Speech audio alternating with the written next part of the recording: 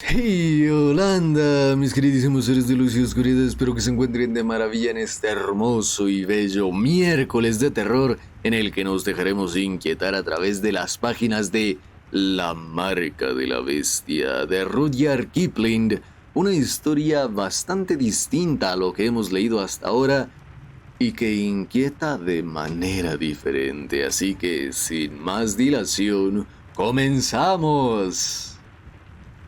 La marca de la bestia, de Rudyard Kipling.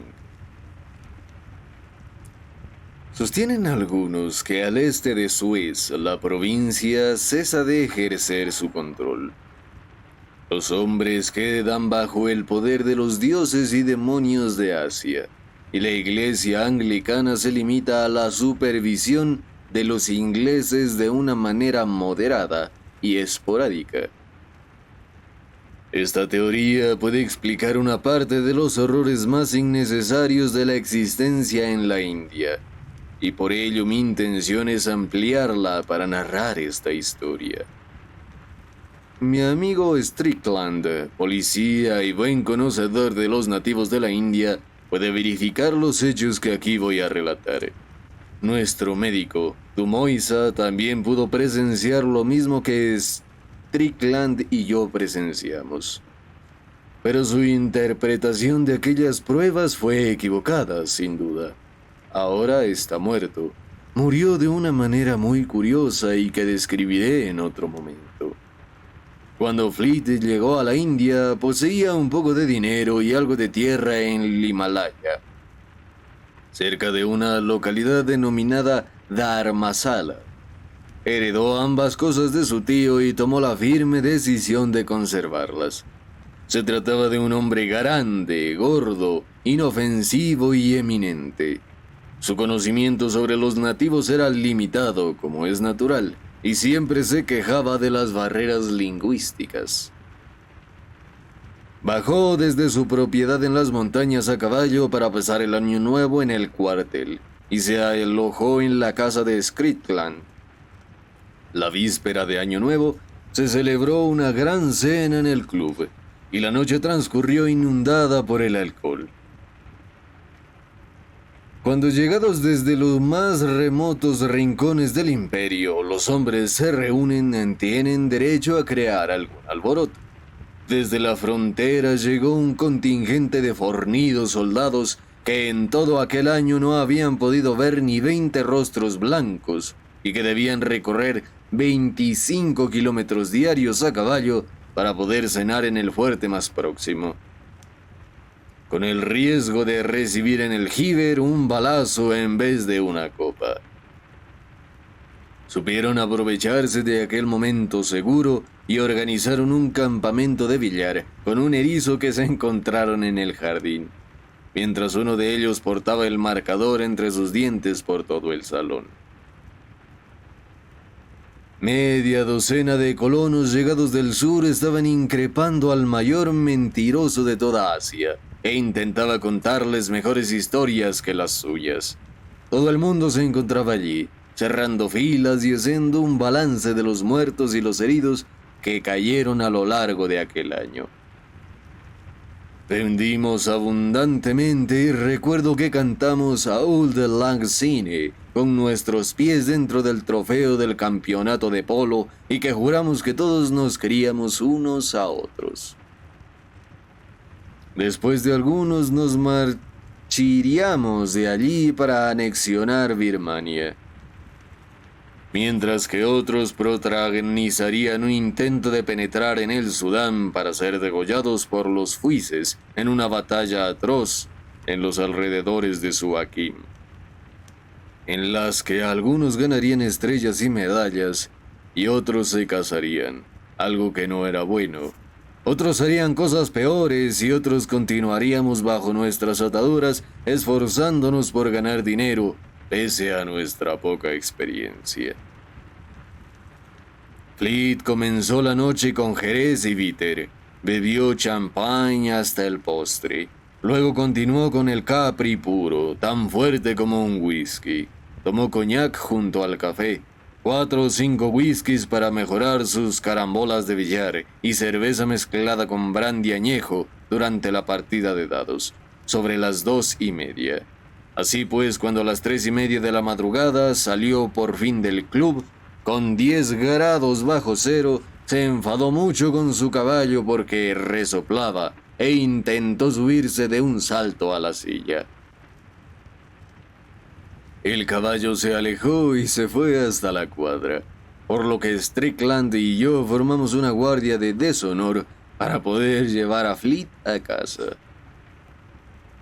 El camino pasaba por el bazar, junto a un templo pequeño que estaba consagrado a Amunam, el dios mono, una divinidad mayor digna de todo de respeto. Cada dios posee sus propias virtudes, como los sacerdotes. Hanuman tiene para mí una enorme importancia, y me suelo portar bien con los suyos, los grandes simios de las montañas. No se sabe nunca cuándo necesitarás un buen amigo. El templo estaba iluminado y cuando pasamos por delante escuchamos voces de hombres que cantaban. En los templos hindúes los monjes se suelen despertar a distintas horas de la noche para poder honrar a su dios. Antes que pudiésemos impedirlo, Fleet subió corriendo por las escaleras, saludó a un par de monjes con unas palmaditas en la espalda y apagó su cigarro ceremoniosamente en la frente de la estatua de piedra roja de Hanuman. Strickland intentó llevárselo de allí, pero Fleet se sentó para anunciar solemnemente: ¿Lo has visto? La marca de la bestia. La he hecho yo. ¿Verdad que es bonita? En menos de medio minuto en el templo reinó la confusión, y Strickland, que conocía bien las consecuencias de ultrajar a los dioses, aseguró que cualquier cosa podía suceder. Los monjes lo conocían bien gracias a su puesto oficial, sus largos años de estancia en el país y su debilidad por mezclarse con los nativos, y Strickland se disgustó sobremanera. Fleet se sentó en el suelo y se negó a moverse de allí. Aseguró que el bueno de Hanuman era una almohada bastante cómoda. Sin aviso previo, un hombre de plata surgió de un agujero que había tras la imagen del dios. Iba desnudo completamente, pese al glacial frío, y su cuerpo brillaba cual plata escarchada, pues era lo que en la Biblia suele describirse como un blanco leproso como la nieve. Padecía aquella enfermedad desde hacía varios años y ya carecía de rostro. La lepra iba acabando con él. Nos agachamos para intentar incorporar a Fleet mientras el templo comenzaba a llenarse de gente que parecía salir de la tierra. Y el hombre de plata pasó corriendo bajo nuestros brazos, emitió un sonido casi idéntico al maullido de una nutria, cogió a Fleet y antes de que pudiéramos evitarlo, hundió la cabeza en su pecho. Luego se apartó a un rincón y se sentó mientras maullaba y la multitud bloqueaba todas las puertas. Los monjes, que parecían bastante enfadados hasta que el hombre de plata tocó a Fleet, se calmaron al ver cómo lo rozaba con su hocico. Tras varios minutos de silencio, uno de aquellos monjes se acercó a Strickland y le dijo en un perfecto inglés: «Llévate a tu amigo de aquí. Él ya ha concluido con Hanuman, pero Hanuman aún no ha terminado con él». La multitud abandonó el recinto y nosotros llevamos a Fleet hasta la carretera. Strickland estaba rabioso. Aseguró que podían habernos apuñalado a los tres y le dijo a Fleet que agradeciese a los astros el haber podido salir ileso. Fleet no dio gracias a nadie. Aseguró que no quería dormir. Tenía una borrachera tremenda. Continuamos andando. Strickland en silencio y con rabia hasta que Fleet comenzó a sudar y a temblar con fuerza. Observó que los olores del bazar eran repugnantes y preguntó por qué permitían instalar mataderos tan cerca de las casas de los ingleses. «¿No puedes notar el olor de la sangre?», dijo. Finalmente pudimos meterlo en la cama, justo al rayar el alba, y Strickland me invitó a un nuevo whisky con soda. Mientras lo apurábamos me recordó el incidente en el templo y me confesó que se había quedado sin palabras. y Strickland no soportaba quedarse sin palabras ante los nativos, pues su trabajo consistía justamente en derrotarlos con sus propias armas. De momento no lo ha logrado, aunque es posible que de aquí a 15 o 20 años pueda hacer algunos progresos. Deberían habernos dado una zurra, dijo, en vez de maullar. No entiendo qué puede significar. No me gusta nada de nada. Señalé que lo más probable era que el Consejo del Templo presentase una querella criminal contra nosotros por insultos a su religión. Un artículo del Código Penal indio condenaba expresamente a aquel delito de Fleet. Strickland esperaba tan solo que no lo hicieran y nos aseguró que rezaría para evitarlo. Antes de irme pasé a echar un vistazo a la habitación de Fleet y lo vi tendido sobre su costado derecho, rascándose en el lado izquierdo del pecho. Me acosté a las 6 de la mañana, deprimido, triste y muerto de frío. Sobre la 1 cabalgué a casa de Strickland para interesarme por la cabeza de Fleet. Supuse que la tendría algo más que dolorida. Strickland se encorvaba desayunando y no tenía buen aspecto. Perdió los nervios e insultó al cocinero por no saber servirle una chuleta poco hecha. Un hombre capaz de comer carne cruda tras una noche de copas era una cosa muy rara. Así se lo expresé a Fleet, y él se puso a reír. «Esos mosquitos, ¿no tenéis por aquí? Son bastante extraños», contestó. «Me han acribillado, pero solo en una parte del cuerpo». «Veamos la picadura», se ofreció Strickland. «Puede haber desaparecido en el transcurso de la mañana». Mientras le estaban cocinando las chuletas, Fleet se desabotonó la camisa y nos enseñó una marca en el lado izquierdo del pecho. 5 o 6 irregulares picaduras en círculo, muy parecida a los rosetones negros de la piel de cualquier leopardo. Strickland la examinó para decir: «Esta mañana era de color sonrosado. Se ha vuelto negra». Fleet corrió al espejo. «¡Demonios! Esto no tiene buen aspecto. ¿Qué es?». No pudimos dar respuesta. En aquel momento llegaron las chuletas rojas y jugosas, y Fleet se zampó 3 de una manera muy grosera. Masticaba solo con los molares del lado derecho y ladeaba la cabeza sobre el hombro correspondiente para triturar la carne. Cuando terminó, se percató de su raro comportamiento y se disculpó diciendo: «No había tenido tanta hambre en mi vida. He comido como si fuera un avestruz». Terminando el desayuno, Strickland me pidió: «No te marches, quédate a pasar la noche aquí». Encontré su petición absurda, pues mi casa se encontraba apenas a unos 5 kilómetros de allí. Pero Strickland insistió en ello y estaba a punto de decir algo cuando Fleet lo interrumpió, para confesar que volvía a tener hambre, muy avergonzado. Strickland envió a un hombre a mi casa para que recogiese lo que yo pudiese necesitar para pasar la noche y un caballo, mientras los 3 nos dirigíamos a los establos para pasar el rato hasta el momento de salir a cabalgar. Un hombre que siente debilidad por los caballos nunca se cansa de mirarlos, y cuando 2 hombres matan su tiempo de esta manera, comparten siempre tantos conocimientos como mentiras. En las cuadras había 5 caballos y jamás podré olvidar la escena que se produjo allí. Los animales parecían haberse vuelto locos, relinchaban encabritados y poco faltó para que lograsen romper sus estacas. Sudaban, temblaban, echaban espuma por la boca y parecían atemorizados. Los caballos conocían a Strickland tan bien como los perros, pero lo que la situación se antojaba de lo más insólita. Salimos de la cuadra por temor a que los animales nos atacaran invadidos por aquel pánico. Strickland volvió a entrar y luego me llamó. Los caballos continuaban asustados, pero en esta ocasión permitieron que los tranquilizásemos y apoyaron la cabeza en nuestro pecho. «No es que tengan miedo de nosotros», dijo Strickland. «Daría 3 meses de mi paga porque escándalo pudiera hablar».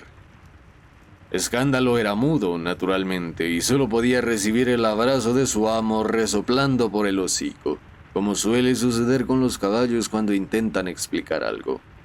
Al rato entró Fleet y nada más verlo, los caballos volvieron a ser presas del terror. Por fortuna conseguimos salir de allí sin recibir cosa alguna. Parece ser que no les gustas, Fleet, dijo Strickland.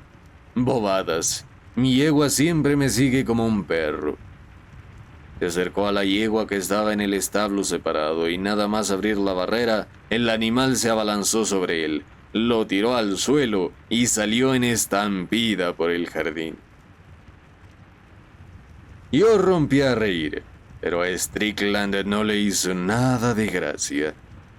Se agarró con los puños del mostacho y tiró hasta arrancárselo.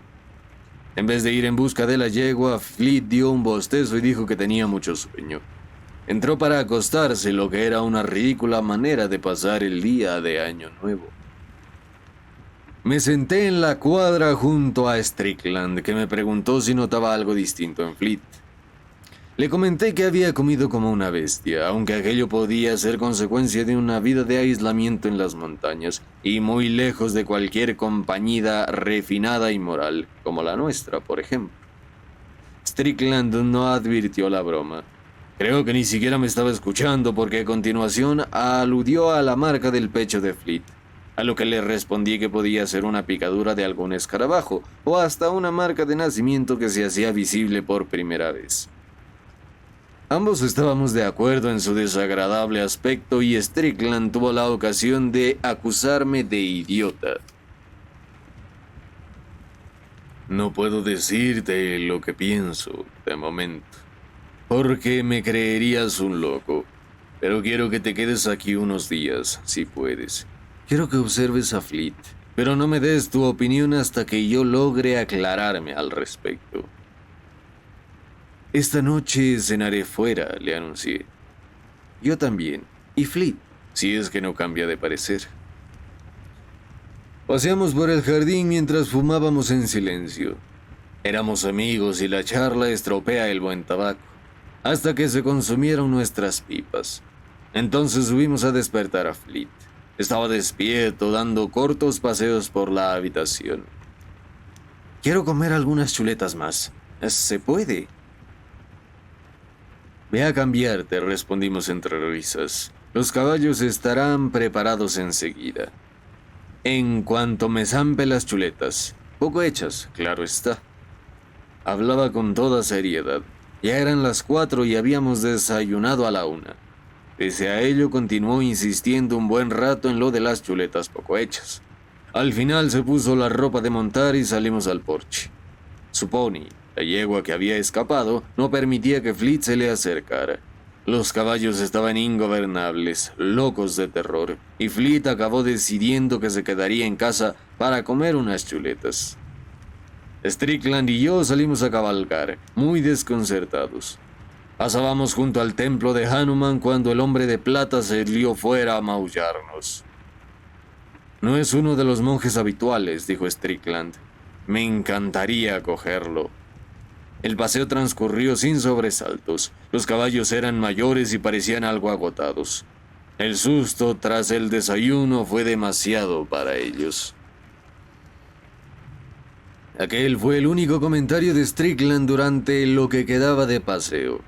Me parece que, entre dientes, blasfemó un par de veces, pero eso no cuenta. Regresamos al anochecer a las 7 en punto y vimos que la casa no tenía ninguna luz encendida. ¡Qué holgazanes son mis criados!, exclamó Strickland. Mi caballo se puso de manos cuando vio algo en la entrada de carruajes. Allí se encontraba Fleet, plantado ante las mismas narices del animal. ¿Qué haces merodeando en el jardín?, le preguntó Strickland. Los caballos entonces se encabritaron y casi nos tiran al suelo. Desmontamos ante las cuadras y volvimos con Fleet, que estaba bajo los naranjos a 4 patas. ¿Qué diablos te sucede?, preguntó Strickland. Nada de nada, contestó Fleet con rapidez y voz pastosa. Estaba practicando algo de jardinería, de botánica. El olor de esta tierra es delicioso. Creo que daré un paseo, un buen paseo, durante toda la noche.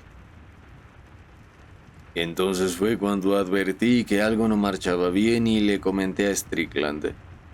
No saldré a cenar. Bendito seas, dijo Strickland. Escúchame, Fleet, levántate. Vas a pillar una fiebre. Entremos a cenar y encenderemos las lámparas. Cenaremos todos juntos en casa. Fleet se levantó enfadado y dijo: nada de lámparas, nada de lámparas. Aquí se está mucho mejor. Cenemos fuera. Quiero más chuletas, muchas chuletas y poco hechas, sangrantes y con ternilla. El frío es muy intenso en el norte de la India durante las noches de invierno, por lo que la sugerencia de Fleet era una locura. Entra, le ordenó con severidad Strickland. ¡Entra ya de una vez! Fleet entró en la casa y al traernos las lámparas observamos que estaba cubierto de barro, literalmente de los pies a la cabeza. Obviamente había estado revolcándose en el jardín. Se apartó de una luz para retirarse a su habitación. Era terrible ver sus ojos. Tras ellos acechaba una especie de luz verde, no dentro de ellos. Tenía el labio inferior colgando. Creo que esta noche va a haber problemas. Graves problemas. No te quites tu ropa de montar. Esperamos un buen rato a que Fleet regresase y mientras tanto pedimos la cena. Le escuchábamos dar vueltas por su cuarto, aunque tenía la luz apagada. De pronto, el prolongado aullido de un lobo resonó en la habitación de Fleet.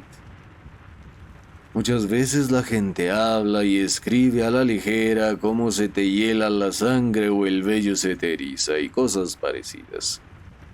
Ambas constituyen sensaciones demasiado horribles para jugar con ellas. Se me paró el corazón como si me estuviesen clavando un puñal y Strickland se quedó lívido como el metal. El aullido se repitió y fue respondido en los campos con otro. El horror alcanzó su cenit. Strickland entró en el cuarto de Fleet precipitadamente. Lo seguí y vimos al unísono que Fleet saltaba por la ventana, profiriendo sonidos animalescos desde lo más profundo de su garganta. No pudo respondernos cuando le gritamos. Escupió. No puedo recordar claramente lo que sucedió después, aunque creo que Strickland debió atontar a Fleet con una especie de cazador, pues de lo contrario no habría podido sentarme sobre su pecho. Fleet no podía articular palabra, tan solo gruñía y con los gruñidos de un lobo, no como los de un hombre. Su espíritu humano fue agonizando poco a poco a lo largo del día, hasta apagarse con el crepúsculo. Nos estábamos enfrentando a una bestia que antes había sido Fleet. Aquella situación superaba cualquier experiencia humana irracional.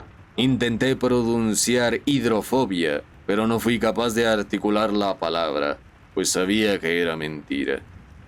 Sujetamos a la bestia con unas correas de cuero, le atamos los pulgares a los dedos gordos del pie y lo amordazamos como un cazador, que debidamente colocado supone una eficaz mordaza. Entonces lo arrastramos al salón y enviamos a un hombre en busca de Dumois, el médico, con orden de que fuese allí de inmediato. Cuando despachamos al mensajero y mientras recuperábamos las fuerzas, Strickland dijo: «No va a servir de nada. Este no es problema para un médico». Yo también sabía que Strickland estaba en lo cierto. La bestia mantenía libre la cabeza y la sacudía de un lado para otro. Cualquiera que entrase en aquella habitación se creería que estábamos desollando a un lobo. Era lo más odioso de todo. Strickland estaba sentado con la barbilla apoyada en su puño, observando cómo la fiera se revolvía por el suelo, sin pronunciar palabra alguna. La camisa de Fleet se había rasgado durante la pelea y el rosetón negro asomaba por el lado izquierdo de su pecho. Estaba hinchada como una ampolla. En mitad del silencio de aquella espera oímos un murmullo en el exterior, como el de una nutria. Nos erguimos de un salto y yo respondo tan solo de mí. No sé lo que Strickland sentía. Me sentí enfermo. Físicamente enfermo. Uno a otro, como hombres de Pinafore, nos dijimos que había sido el gato. Llegó Dumois, y nunca había un hombre tan impresionado pese a su vasta experiencia. Nos aseguró que se trataba de un terrible caso de hidrofobia y que no podía hacer nada. Cualquier medida paliativa solo valdría para prolongar la agonía del paciente. La bestia escupía espuma por la boca. Le explicamos a Dumois que Fleet había sido mordido por un perro en un par de ocasiones. Un hombre que vive con media docena de terriers no puede escaparse de a 1 o 2 mordiscos. Dumois no pudo ofrecer ninguna ayuda. Lo más que podía hacer era certificar que Fleet estaba muriendo de hidrofobia. La bestia comenzó a aullar una vez que había conseguido liberarse de la mordaza que lo atenazaba. Dumois se ofreció a certificar la causa de muerte y aseguró que nada evitaría el esperado desenlace. Era buena persona y estaba dispuesto a quedarse con nosotros. Pero Strickland declinó su ofrecimiento. No quería arruinarle el año nuevo. Simplemente se limitó a decirle que no hiciera pública la verdadera causa de la muerte de Fleet. Dumois se despidió muy agitado, y en cuanto el ruido de las ruedas del carruaje se perdió en la lejanía, Strickland me comunicó todas sus sospechas en susurros. Eran cosas tan improbables que no se atrevía a manifestarlas en altavoz, y yo que siempre compartía sus creencias en aquella ocasión, me sentí tan avergonzado que fingí no creerlo. Aunque el hombre de plata hubiese hechizado a Fleet por ultrajar la imagen de Hanuman, el castigo no habría podido tener un desenlace tan inmediato. Mientras murmuraba yo estas palabras, el maullido en el exterior de la casa se escuchó de nuevo, y la bestia volvió a forcejear con tanta violencia que temimos que rompiera las correas que lo estaban sujetando. «Escúchame», dijo Strickland. «Si esto se repite media docena de veces, me tomaré la justicia por mi mano. Te ordeno que me ayudes». Se marchó a su habitación para volver pasados unos minutos con los cañones de una vieja escopeta, un trocito de sedal para pescar, una cuerda gruesa y un pesado cabezal de madera de su propia cama. Le informé que las convulsiones se produjeron un par de segundos después del maullido en cada uno de los casos, y la bestia parecía claramente debilitada. «Pero puede matar», susurró Strickland. «Es capaz de matar». Consciente de que no era eso lo que pensaba, repetí. «Podría ser un gato. Debe ser un gato. Si de ello fuese responsable el hombre de plata, ¿cómo osa venir aquí?» Strickland colocó el cabecero de la cama ante la chimenea. Metió los cañones de su escopeta entre las brasas, extendió la cuerda sobre la mesa y partió un bastón en dos. Tenía 1 metro de sedal, de tripa, forrado con alambre, como los que se utilizan para sacar carpas, y anudó ambos extremos mediante una lanzada. «¿Cómo lo cazamos?», preguntó. «Debemos atraparlo con vida y sin ocasionarle daño alguno». Le respondí que debíamos encontrarnos a la providencia. Provistos de unos bastones de polo, nos adentraríamos entre los arbustos que hacían en la fachada. Era evidente que el hombre o animal encargado de emitir aquel sonido rodeaba normalmente la casa con la regularidad de un centinela nocturno. Podíamos esperarlo escondidos entre la vegetación para derribarlo al pasar a nuestro lado. Strickland aceptó mi propuesta. Nos deslizamos por la ventana de un cuarto de baño hasta el porche para cruzar luego la entrada de carruajes y escondernos entre los arbustos. Vimos aparecer al leproso por una de las esquinas de la casa a la luz de la luna. Iba totalmente desnudo y se paraba de vez en cuando para maullar y bailar con su misma sombra. Era una visión muy poco agradecida, y al pensar en el pobre de Fleet, llevado a un estado tal de degradación por un ser tan repugnante, me liberé entonces de todos mis recelos y decidí a ayudar a Strickland. Con los cañones que había calentado al fuego y el lazo del sedal, desde la cabeza a las ingles, vuelta y empezar, con todas las torturas que fueran necesarias. El leproso se detuvo un instante en el porche, y ambos nos echamos sobre él con nuestros bastones. Tenía una fuerza descomunal, y temimos que se iba a escapar o que pudiese infligirnos graves heridas antes de lograr reducirlo. Nos hicimos la idea, que resultó ser falsa, de que los leprosos eran unas criaturas muy frágiles. Strickland lo tumbó de un solo golpe en las piernas, y yo le puse mi pie en el cuello. Lanzó un espantoso maullido, y aún a través de las botas de montar fui capaz de percatarme que su carne no era como la de un hombre sano. Se defendió con manotazos y patadas. Lo rodeamos con la correa de un perro por debajo de las axilas y lo arrastramos primero al vestíbulo y después al comedor, donde se encontraba la bestia. Allí lo atamos con las cuerdas. No hizo intento de escapar, pero comenzó a maullar. La escena que se produjo cuando lo confrontamos con la bestia no es posible describirla. La bestia arqueó su lomo como si estuviese envenenado con estricina para lanzar el más lastimero de todos los aullidos. Sucedieron aún más cosas, pero no es posible contarlas aquí. Creo que tenía razón, dijo Strickland. Le pediremos ahora que lo sane. Pero el leproso se limitaba a maullar. Strickland se envolvió alrededor de la mano una toalla para sacar los cañones del fuego. Yo pasé la mitad de un bastón partido por la lanzada del sedal y até entonces con comodidad al leproso al cabecero de la cama de Strickland. Entonces comprendí por qué los hombres, mujeres y niños soportan presenciar cómo se quema viva una bruja. Aquella bestia no dejaba de gemir en el suelo. Aunque el hombre de plata careciese de rostro, se podía apreciar los terribles sentimientos que se manifestaban a través de la losa que ocupaba su lugar. De la misma manera como se van propagando las ondas de calor a través de un hierro al rojo vivo, como ocurre, por ejemplo, en los cañones de una escopeta.